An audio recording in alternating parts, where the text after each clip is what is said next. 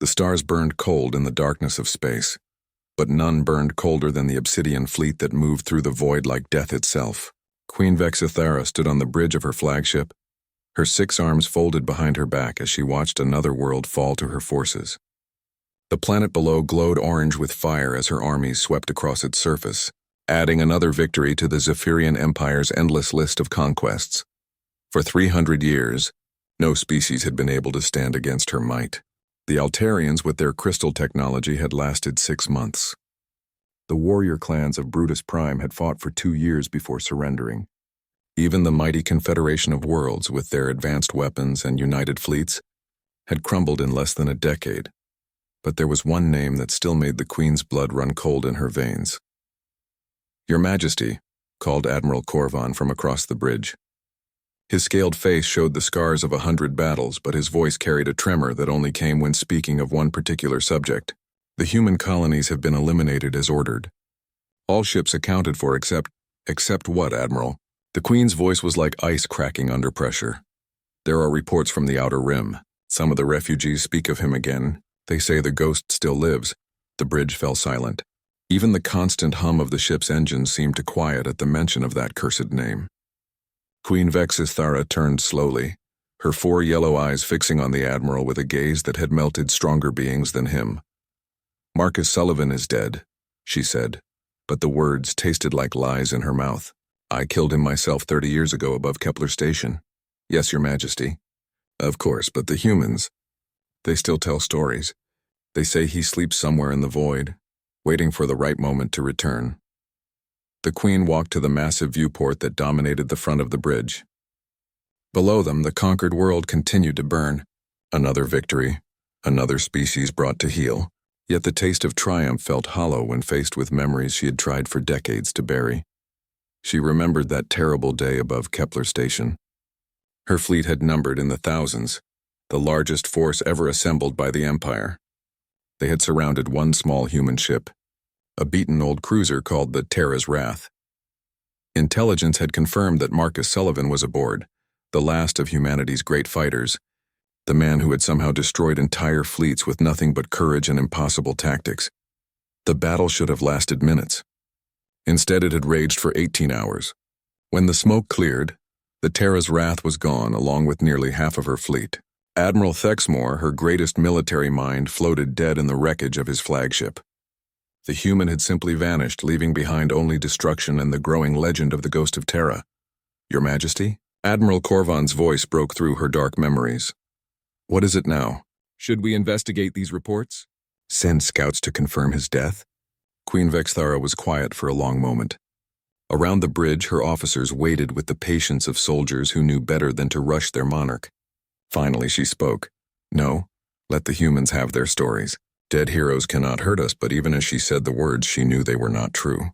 Marcus Sullivan had been more than just a fighter pilot. He had been hope itself for the human species. As long as people believed he might return, as long as they whispered his name in the darkness between stars, he remained dangerous. The door to the bridge opened with a soft hiss, and General Vostar entered. The massive warrior stood nearly 8 feet tall, his armor black as space and covered in the kill marks of 1,000 victories. He had been the one to lead the final assault on Earth itself, reducing humanity's homeworld to radioactive ash. "My queen," he said, dropping to one knee, "the final human strongholds have fallen. Colony ships destroyed, military bases reduced to debris. According to our count, fewer than 10,000 humans remain alive in the entire galaxy." "Excellent news, General. And what of their leaders? Their heroes?" "All dead or captured, Your Majesty. Admiral Richardson died defending the Mars colonies. Captain Torres was executed after the fall of New Angeles. Commander Price fell with his ship at the Battle of Titan's Gate." He paused, and the Queen noticed the slight hesitation.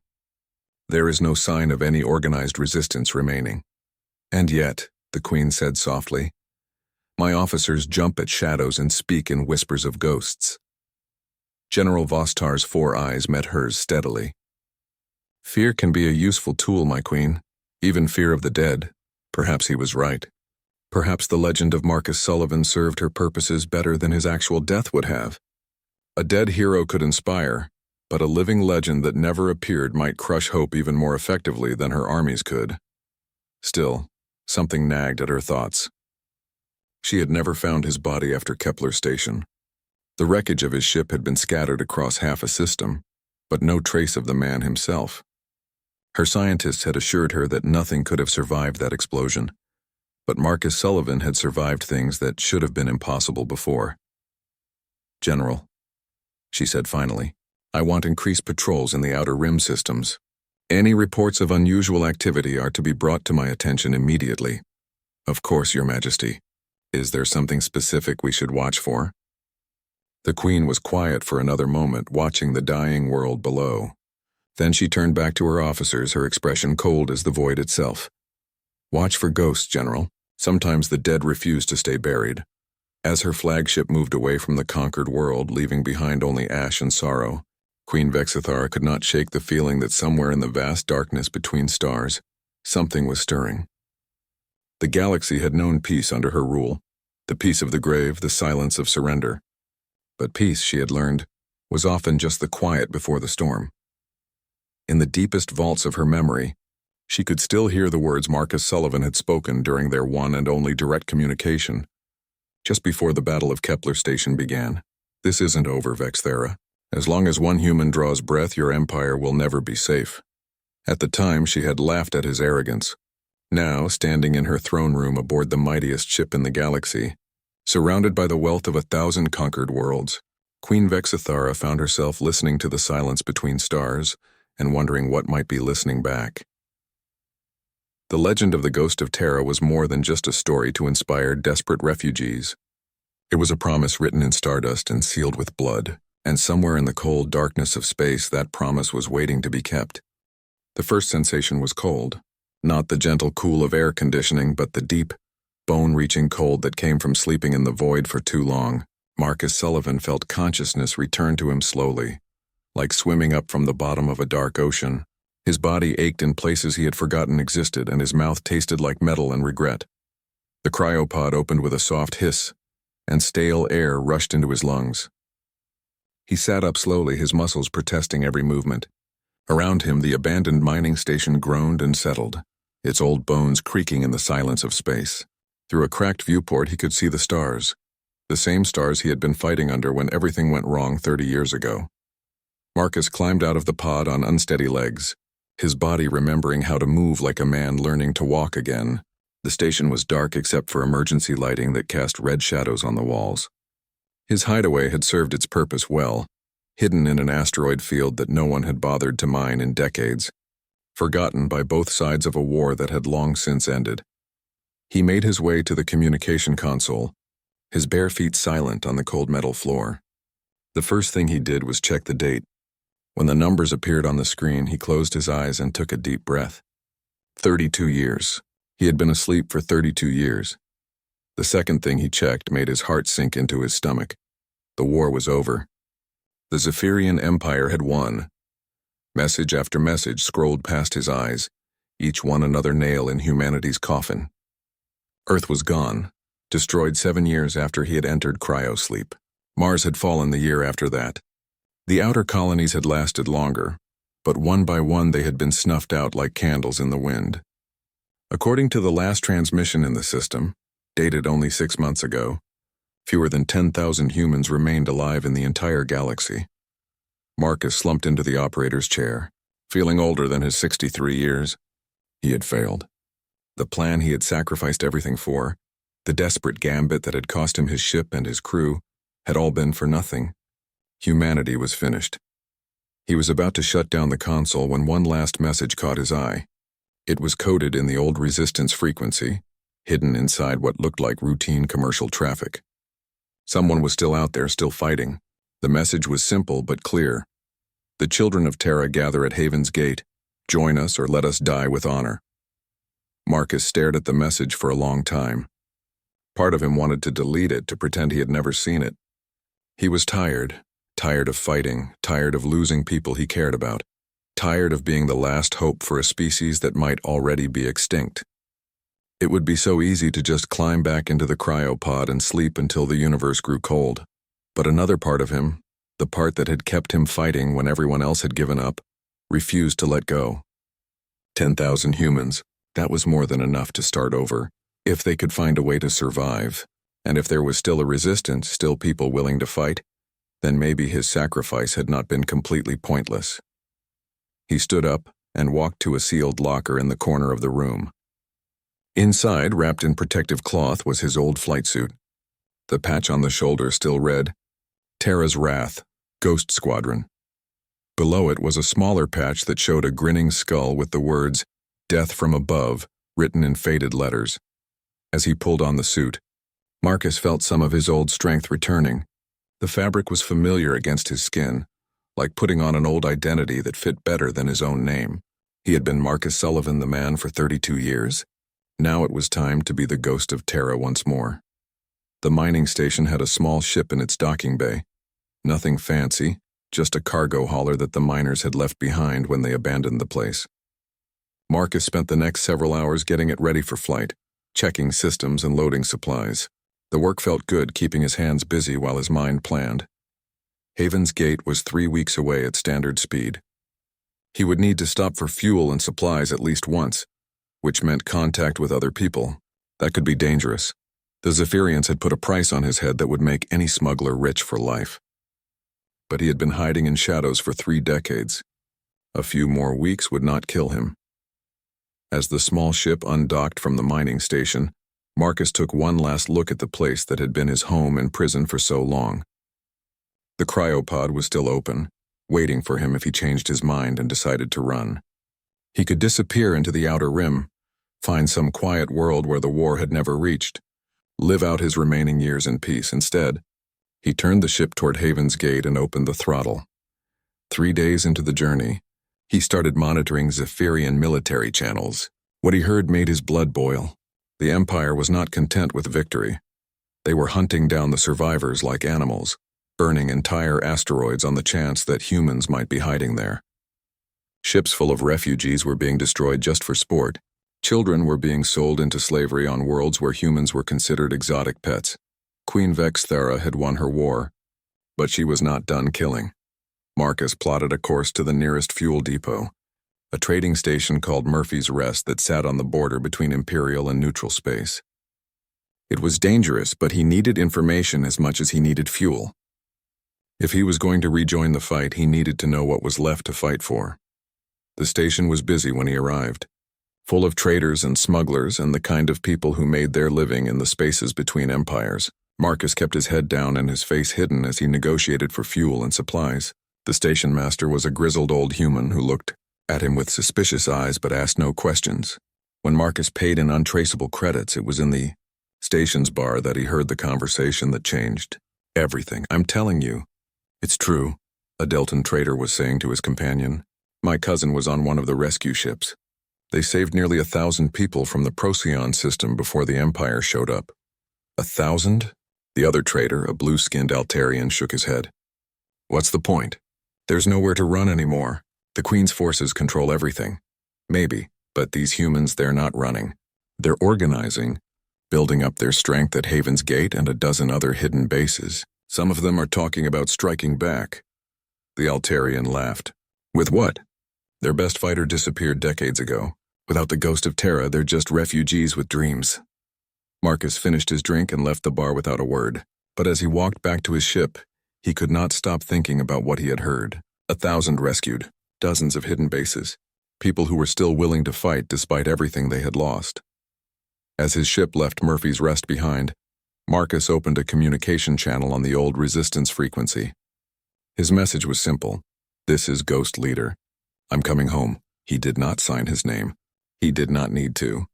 Anyone who remembered the old days would know that voice, would understand what it meant. The ghost of Terra was no longer dead. He was awake, and he was angry. Haven's Gate looked like a graveyard when Marcus arrived. The asteroid base had been carved out of a massive rock, floating in the darkness between systems, hidden from sensors by natural radiation that made it invisible to most scanners. But what should have been humanity's last stronghold looked more like a refugee camp than a military. Decent ships of every size and description filled the docking bays. Passenger liners converted into makeshift warships, cargo haulers with weapons bolted to their sides, Even a few old Earth military vessels that had somehow survived the fall of the homeworld. None of them looked like they could fight the Empire's war machines, but they were all humanity had left. Marcus docked his ship and made his way through corridors packed with people. Children who had never seen Earth ran between the legs of adults who remembered when humans controlled 100 worlds. Old soldiers sat in corners, their eyes hollow with the memory of defeats that had cost them everything. These were the survivors, the ones who had somehow escaped when their worlds burned. The command center was in the heart of the asteroid, a cramped room filled with salvaged equipment and determination. When Marcus walked in, every conversation stopped. For a moment, nobody moved. Then a woman with graying hair and engineer's coveralls looked up from a star chart and smiled. "Well, I'll be damned," Sarah Kowalski said. The old ghost finally decided to wake up. Sarah had been his chief engineer aboard the Terra's Wrath, the woman who had kept their ship running when it should have fallen apart years earlier. She looked older now, worn down by decades of war and loss, but her eyes still held the same fire that had made her the best wrench-turner in the fleet. "Hello, Wrench," Marcus said, using her old call sign. "Sorry I'm late to the party." She crossed the room and hugged him, surprising him with the strength of her grip. "We figured you were dead. When the Terra's Wrath exploded, I got out in an escape pod, made it to a mining station in the Kepler debris field, and went into cryosleep. Figured I'd wait until the heat died down." He looked around the room at the faces watching him. Didn't expect to wake up to this. "Yeah, well, things went to hell pretty fast after you disappeared," said a voice from the corner. David Chen, his old sniper, stepped out of the shadows. The years had not been kind to him either. His left arm was gone, replaced by a mechanical prosthetic, and his face was marked with the kind of scars that came from fighting a losing war for too long. "Long shot." Marcus nodded to him. "Still making impossible shots?" David held up his artificial arm. "Not as many as I used to, but I can still put a bullet where it needs to go." The third member of his old crew was standing by the tactical display, her pilot's jacket hanging loose on a frame that had grown thin over the years. Elena Vasquez had been the best ship pilot in the human fleet, able to thread a cruiser through an asteroid field like it was a fighter craft. Now she looked like she had not slept in weeks. "Phoenix," Marcus said. "Still flying?" "When I can find something worth flying," Elena replied. "Most of our birds are held together with prayer and spare parts. We lost 3 ships last week trying to evacuate civilians from the Centauri system." Marcus looked around the room again, taking in the desperation hidden behind their professional masks. "How many are we?" "Here at Haven's Gate?" "About 1,500, Sarah said. "Maybe 3,000 more scattered across a dozen other bases. There are survivor groups throughout the outer rim, but most of them are just trying to stay alive. We're the only ones still talking about fighting back." "Fighting back with what?" "From what I can see, you've got maybe 20 ships that could take on a Zephyrian patrol boat." 23, actually," Elena said with a tired smile. "But you're not wrong. We're outgunned, outnumbered, and running out of places to hide." Marcus walked to the tactical display and studied the star chart. Red markers showed known Imperial positions. They covered most of the galaxy like a spreading infection. Blue markers showed human refugee groups scattered and isolated. It looked hopeless. "What's the plan?" he asked. Sarah and the others exchanged glances. Finally, David spoke up. "The plan is to die with our boots on. We can't win this war, Marcus. Hell, we can't even slow them down. But maybe we can make them pay for what they did to us. That's not a plan. That's suicide." "Sometimes they're the same thing," Elena said quietly. Marcus studied the display for several more minutes, his mind working through possibilities. The others waited, hoping for a miracle but expecting disappointment. Finally, he pointed to a section of the map marked with yellow warnings. "What's this?" "The Zerian Nebula? Imperial Research Facility," Sarah said. "Heavily defended. Intelligence says they're working on some kind of new weapon there." "What kind of weapon?" "We don't know for sure. Refugee reports talk about ships that can kill everything alive on a planet in minutes, leaving the infrastructure intact. They call it the Life Eater." Marcus felt ice form in his stomach. A weapon that could strip worlds clean of life without damaging valuable resources would be the ultimate tool of conquest. With something like that, the Zephyrians would not just rule the galaxy. They would be able to reshape it entirely. How many ships are guarding it? At least 40 capital ships plus fighter squadrons and orbital defense platforms. "It's a fortress." "Good," Marcus said, surprising them all. "Fortresses have weaknesses." Over the next several hours, Marcus listened to intelligence reports and studied Imperial patrol patterns. The picture that emerged was both better and worse than he had feared. Better because the Empire had grown overconfident, spreading their forces thin across their vast territory. Worse because their new weapon was almost ready for deployment. According to the latest intelligence, the Life Eater would be tested in 3 months on a captured human colony called New Geneva. After that, it would be used to cleanse the remaining refugee worlds, clearing them for Zephyrian settlement. "We have to hit the research facility," Marcus said finally. "Destroy the weapon before they can use it." "With what?" David asked. "Even if we could get past their defenses, we don't have the firepower to take out a facility that size. We don't need to take it out. We just need to get inside and plant a bomb in the right place." Marcus turned to face his old crew. "I'm not talking about a fleet action. I'm talking about a special mission. Small team, fast strike, maximum damage." Elena shook her head. "That's suicide, Marcus. The place is crawling with Imperial troops." "Maybe. But it's the kind of impossible mission that humans are good at." He looked around the room at the tired faces, the broken dreams, the last flickering flame of human resistance. Besides, what's the alternative? Sit here and wait for them to finish us off? Sarah was quiet for a long moment, then nodded slowly. "The Terra's Wrath crew rides again." "If you're willing." David checked his artificial arm and smiled grimly. "Hell, I wasn't planning on living forever anyway." Elena sighed and pulled her pilot's jacket tighter. "Well, somebody has to keep you idiots alive long enough to blow something up." Marcus felt something he had not experienced in 30 years. Hope. Not the desperate hope of the desperate, but the cold, calculating hope of professionals who knew their job and were ready to do it. "All right then," he said. "Let's go kill us a weapon of mass destruction." Outside the command center, word spread quickly through Haven's Gate. The ghost of Terra was back, and he was planning something that was either brilliant or completely insane. For the refugees who had lost everything, it did not matter which. After years of running and hiding, someone was finally talking about hitting back. The legend was no longer just a story told in whispers. It was walking the corridors of their base, planning their salvation or their glorious doom. Either way, it was better than slow extinction. The war was far from over. Queen Vexithara stood before the massive tactical display in her war room, watching red dots disappear from the map one by one. Each dot represented one of her facilities, and in the past 2 months, 7 of them had been destroyed by what could only be described as impossible attacks. First, the supply depot at Rigel Station had been reduced to scrap metal by a single modified cargo hauler that had somehow penetrated 3 layers of defense screens. Then the communications relay at Tau Ceti had been obliterated by a precision strike that took out the main reactor, while leaving everything else untouched. The pattern continued across a dozen systems, surgical strikes that caused maximum damage with minimal force. "Explain to me," the Queen said to General Vostar, "how a handful of human refugees are making my entire military look like fools." The massive warrior shifted uncomfortably in his armor. "Your Majesty, the attacks show a level of tactical knowledge that suggests..." "That suggests what, General?" "That Marcus Sullivan has returned from the dead." The Queen's 4 eyes blazed with fury. "Impossible. I watched his ship explode. My sensors confirm no survivors." "Yes, Your Majesty. But the attack patterns, the precision of the strikes, the way they exploit weaknesses in our defenses that only he would know, there is no other explanation." Admiral Corvon spoke up from his position near the communications console.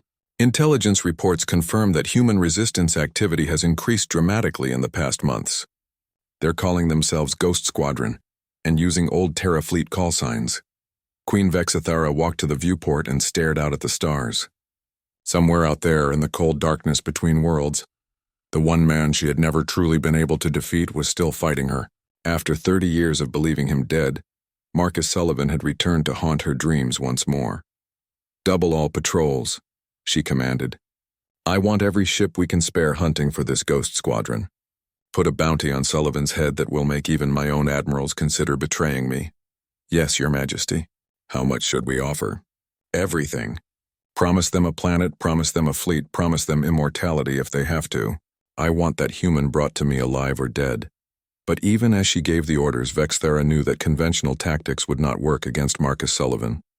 He was not like other enemies who could be overwhelmed with superior force. He was a ghost indeed, striking from the shadows and vanishing before her forces could respond. The next attack proved her right. The research station at Procyon was supposed to be impregnable, shielded by an asteroid field and defended by 2 full battle groups. Yet somehow, a single human strike team had penetrated to the heart of the facility and destroyed 3 months of work on advanced fighter designs. The only evidence of their presence was a message left painted on the reactor room wall. "Death from above. Ghost Squadron." "That's it," Queen Vexithara said after receiving the report. "If Sullivan wants to play games with me, I'll give him a game he can't win." She turned to address her assembled officers. "Prepare the fleet, all of it. Every ship, every weapon, every soldier we have. We're going to end this war once and for all, Your Majesty." Admiral Corvan looked confused. "The human resistance has perhaps a dozen ships. Surely we don't need the entire Imperial fleet to—" "The entire fleet, Admiral. And we're going to use it to destroy every human refugee camp, every hidden base, every asteroid where they might be hiding. We'll burn out the outer rim system by system until there's nowhere left for them to run." General Vostar stepped forward.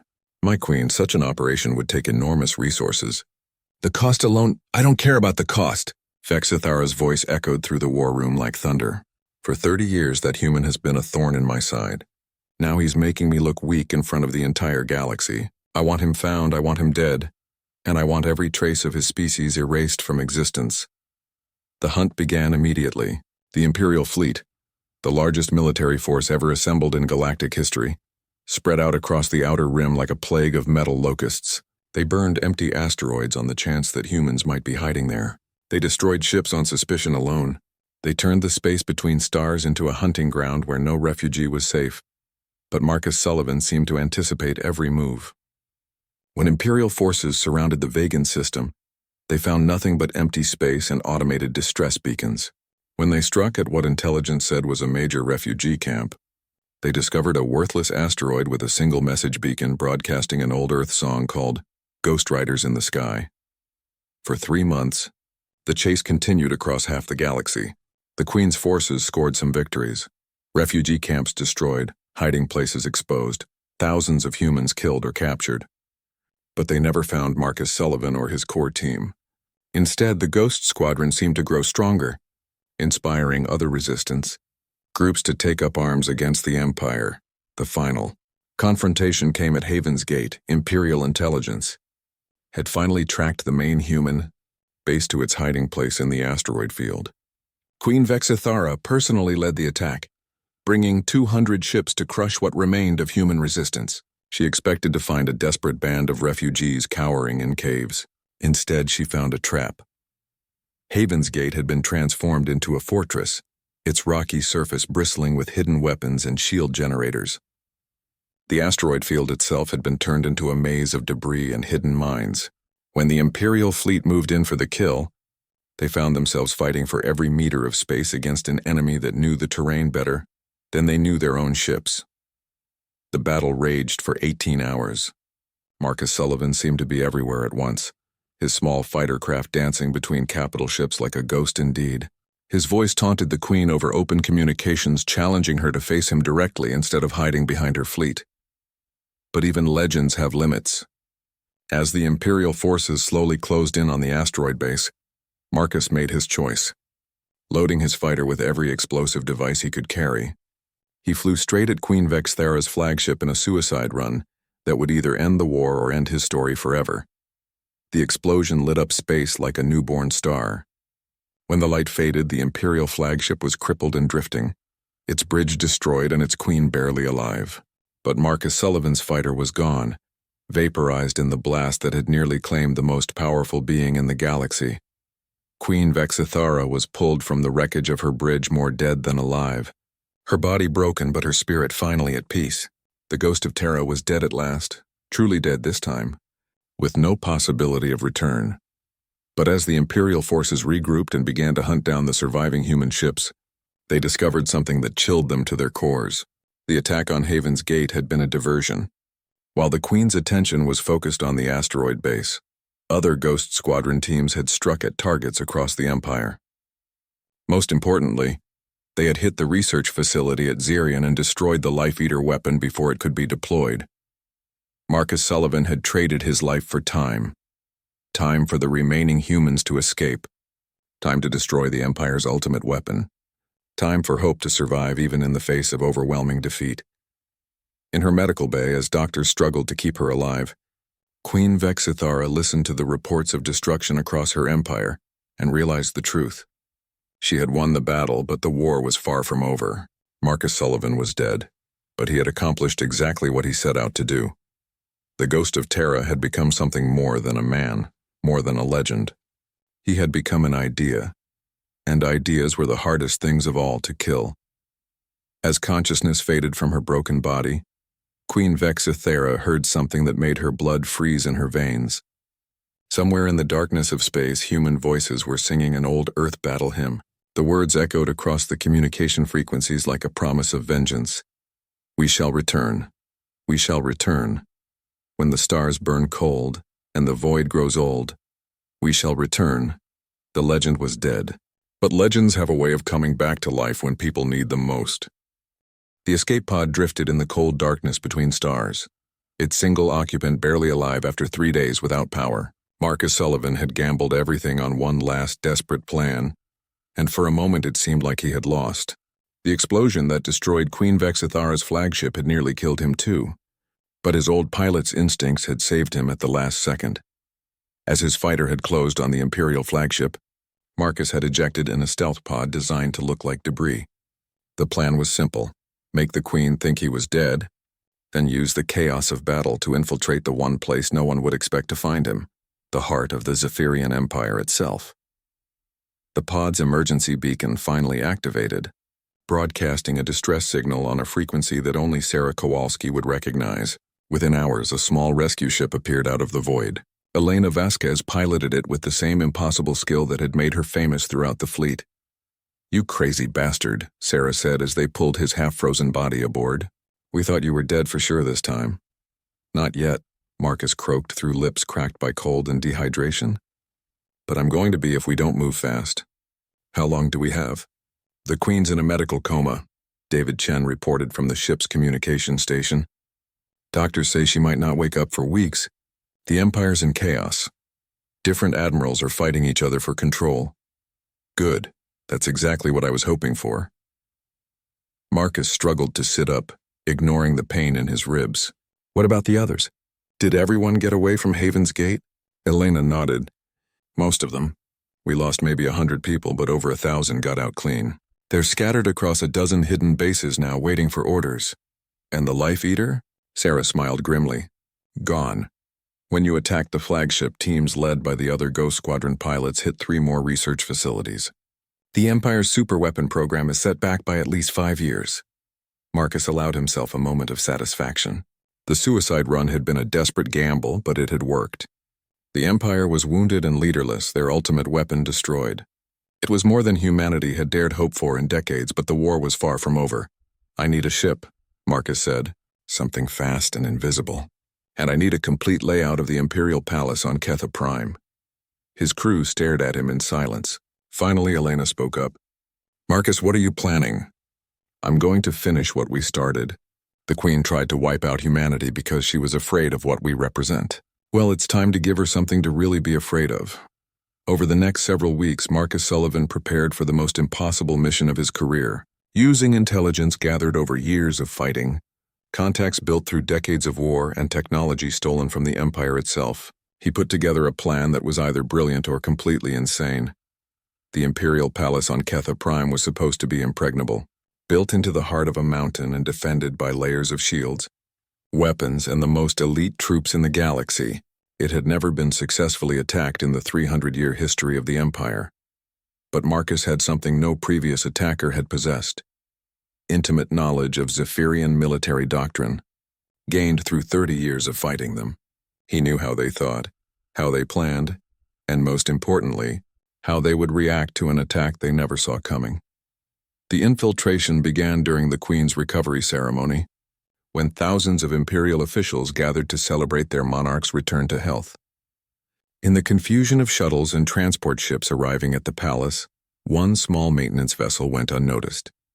Its pilot used forged credentials and stolen access codes to land in a service bay deep in the mountain. Marcus made his way through the palace like the ghost he had become, avoiding patrols and security systems with skills honed by decades of impossible missions. The layout he had memorized proved accurate. The Empire's arrogance had made them predictable, and their security was designed to keep armies out, not single infiltrators. He found Queen Vexithera in her throne room, still weak from her injuries but alive with rage.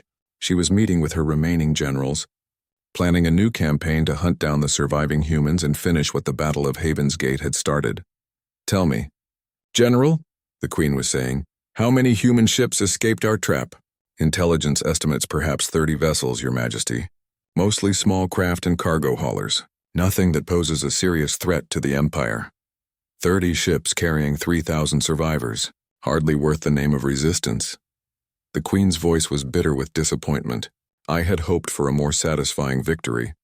That was when Marcus stepped out of the shadows. "Your Majesty," he said, his voice echoing in the vast throne room. "I think you'll find the resistance is more satisfying than you expected." The guards reached for their weapons, but Marcus was faster. Stunner blasts dropped 6 soldiers before they could clear leather. The remaining guards found themselves staring down the barrel of a plasma rifle held by a man who had become legend. "Marcus Sullivan." Queen Vexithera breathed, her 4 eyes wide with shock and disbelief. "But you're dead.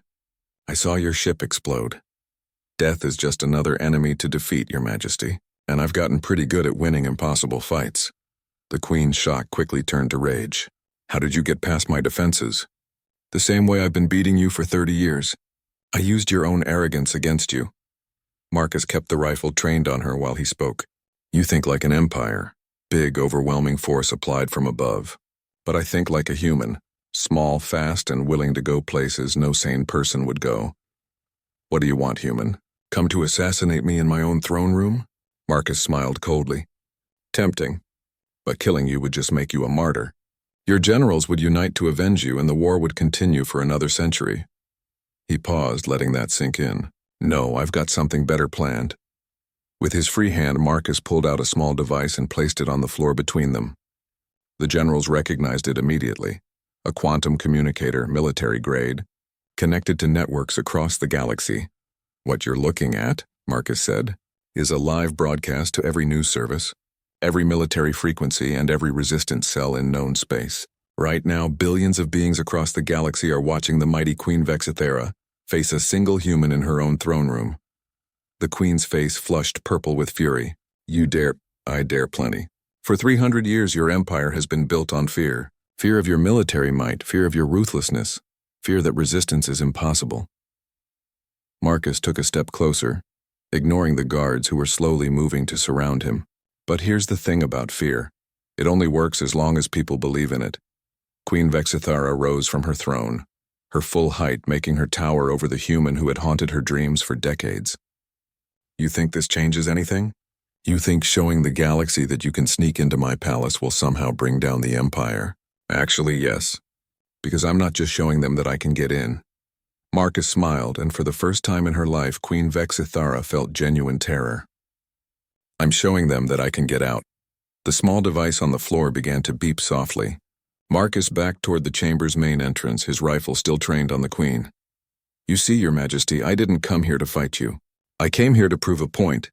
The point is that no matter how big your empire gets, no matter how many worlds you conquer, no matter how many of us you kill, you'll never be safe."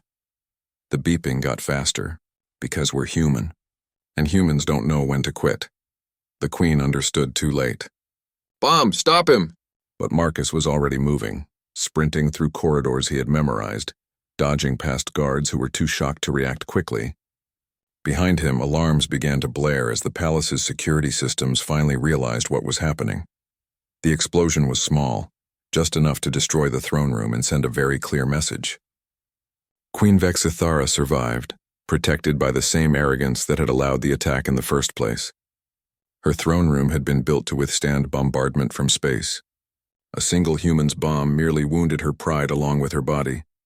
But the damage to the Empire was enormous. Across the galaxy, subject species saw the broadcast of a single human walking into the heart of Imperial power and walking back out again. Resistance movements that had been crushed for centuries began to stir. Imperial governors found themselves facing rebellions on a dozen worlds. Most importantly, the surviving humans received the message Marcus had really come to deliver. The ghost of Terra had proven that the Empire was not invincible, that Queen Vexthera was not untouchable, that the war was not over. As Marcus escaped Ketha Prime in a stolen Imperial fighter, he opened a communication channel on the old Resistance frequency. This is Ghost Leader to all surviving Terra Fleet units. The Queen is wounded but not broken. The Empire is shaken but still strong. We have work to do. He paused, looking out at the stars that had been his battlefield for so long. The legend ends here. The reality begins now.